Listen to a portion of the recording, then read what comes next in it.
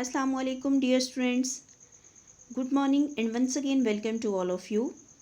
I am your science teacher Sayyeda Javeria Rahman and we are talking about the food and a balanced diet.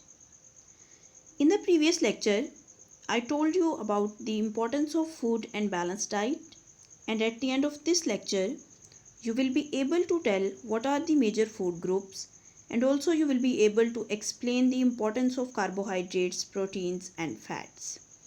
So let's start. Dear students, food can be divided into many groups according to what they do for the body.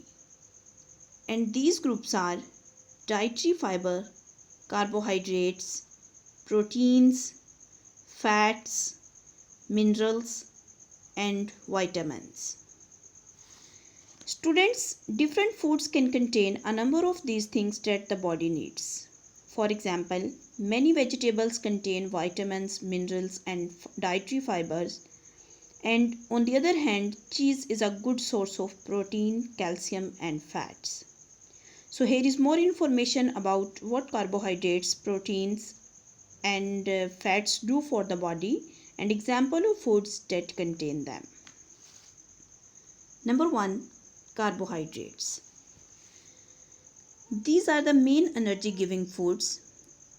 Dear students, if you are working or running about a lot, like you are doing a heavy exercise, for example, you are hiking uphill with a heavy backpack or swimming laps.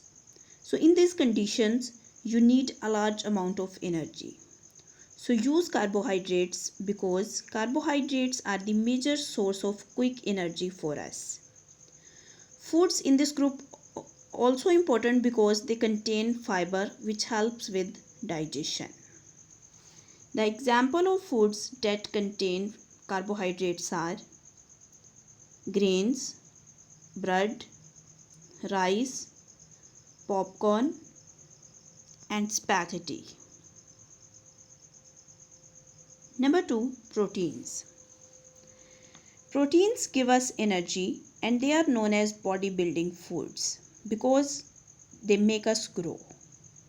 Dear students, they are very important for us because some type of proteins present in your blood help our body to build up and repair tissues and muscles when you get an injury. They enable your body to replace dead cells. And the example of foods that contain proteins are fish, meat and all type of meat like chicken, beef, mutton, eggs and all dairy products including milk, cheese and yogurt. Next one is fats. Students, fats give us energy and they help to keep the body warm.